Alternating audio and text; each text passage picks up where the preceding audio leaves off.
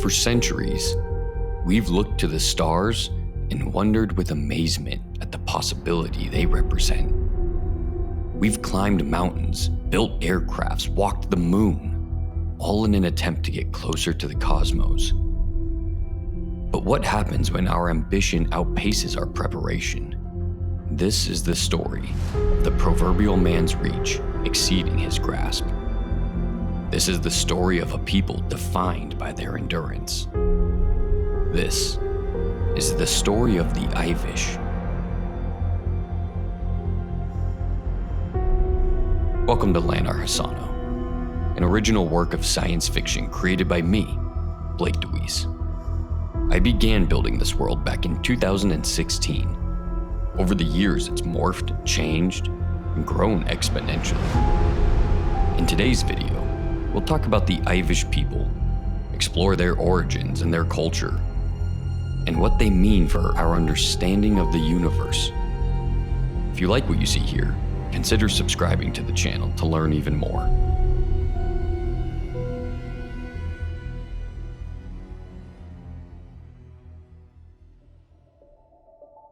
The Ivish are a community of individuals who trace their ancestry back to the colony world of Ivis.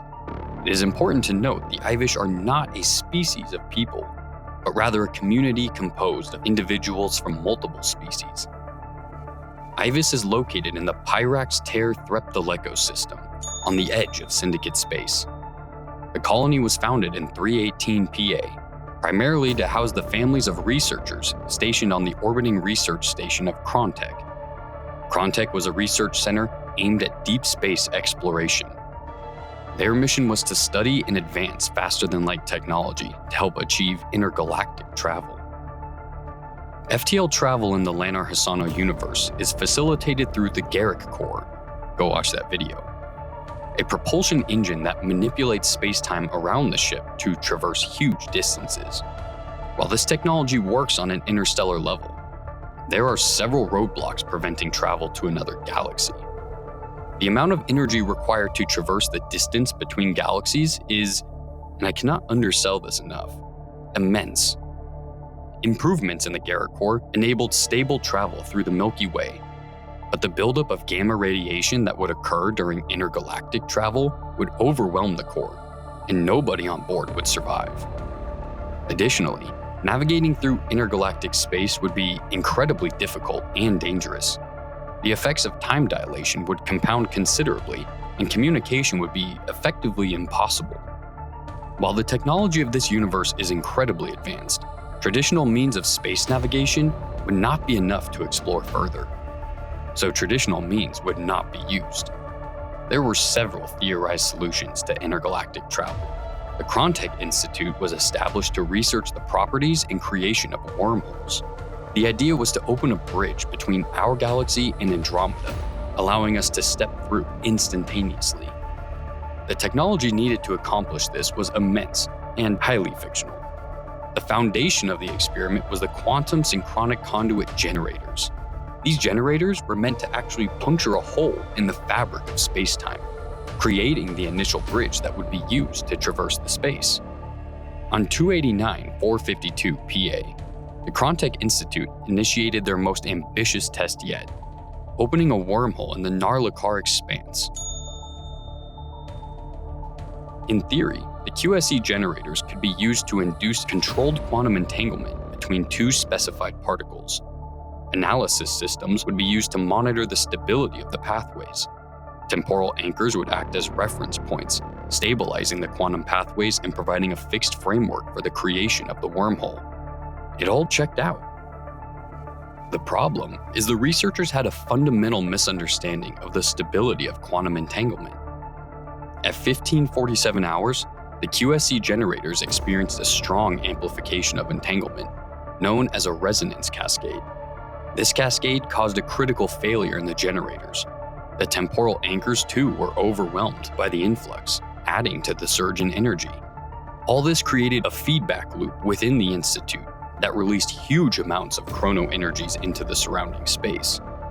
The feedback loop, coupled with the malfunctioning systems, compounded the intensity of the ripples and tore a hole in the very fabric of space-time. All that is to say, things went very wrong very fast. Now, there's a lot to talk about with regards to the aftermath of this event. The containment and cleanup was a very messy and complex situation that saw government agencies being formed, research being outlawed, and a lot of people put on trial. But for this video, we're focusing on the people of Ivis, and there are two very important consequences of this event. The first was the emergence of temporal ripples. These are breaks in space-time where quantum chronons align, bridging the gap between space and time. Essentially, these are intersection points between the past, present, and future. Now, to everyday people, temporal ripples are unnoticeable. It's like infrared light, you can't perceive it. But that leads us to the second major consequence of the Chrontek incident: the people of Ivis. The chrono energies emitted during the meltdown of the QSC generators spread out in every direction, melding with nearby celestial bodies and neural framework. The Ivish people had their DNA altered at a fundamental level, infused with these chronometric energies. As a result, they can sense and align with these temporal ripples. The majority of the time, these ripples elicit a physical sensation in the Ivish people as the chrono energies align with their nervous system.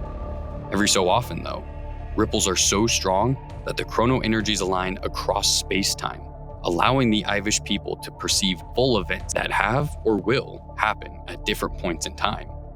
These wellsprings are called temporal echoes. In a sense, the Ivish are perceiving the four-dimensional world through a three-dimensional lens. As such, these visions are often hazy, confusing, and even painful. In the earliest days following the incident, many Ivish people suffered hallucinations, paralysis, seizures, and even death, as their minds strained to reconcile the various points in time they were witnessing. This affliction became known as torn minds. While the effect can be mitigated by staying away from temporal ripples, the threat still persists. Nowhere in the galaxy is this phenomenon as profound as the Pyrax-Ter-Threptol system, but temporal ripples actually exist all across the Milky Way. On a much smaller scale, this effect occurs every time a ship is exceeding the speed of light, so the highly trafficked areas of the cosmos have a much stronger concentration.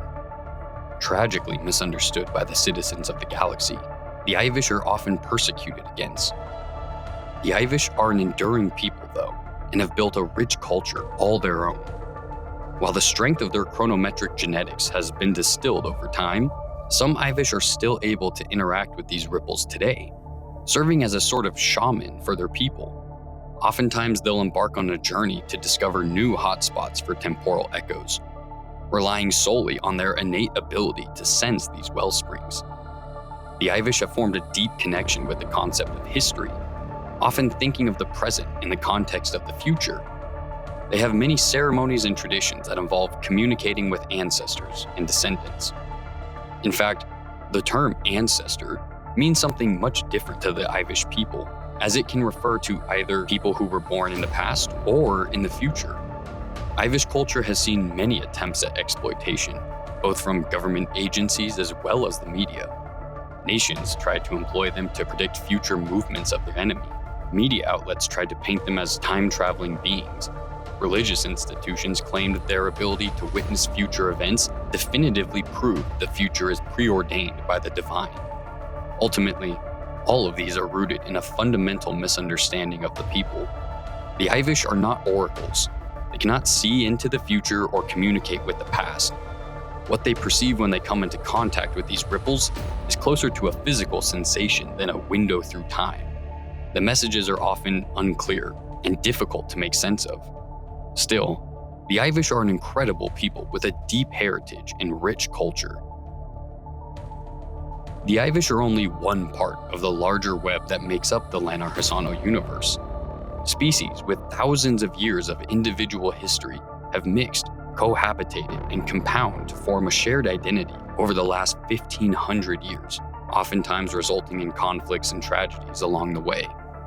But the Ivish are a testament to life's uncanny ability to endure. If you enjoyed this video, consider subscribing to the channel to learn even more, and be sure to check out some of our other communities linked in the description. Thanks for watching, and I hope to see you in the next one.